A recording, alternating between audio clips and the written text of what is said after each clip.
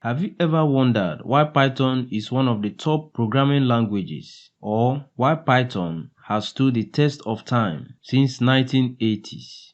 Python is an open source high-level programming language that has remained relevant across industries, businesses, and among programmers. Python is a power language that can be used to create games, graphic user interface, great for back-end web development, data analysis, artificial intelligence, and scientific computation. Despite being a high-level language, reading and writing code in Python is much like reading and writing in English language. And because this language is written in human-readable form, Python programs need to be processed before machine can run them. This makes Python an interpreted language. Every time a program is run, its interpreter runs through the code and translates it into machine-readable form, or zeros and ones.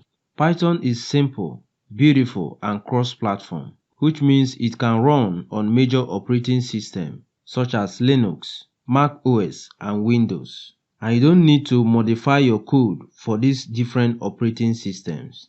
This course is a beginner-friendly course, and no previous programming knowledge is required in order to start this course. So without much ado, let's dive into the possibilities of Python. First, by installing Python in the next lecture. Thanks for watching and see you in the next lecture.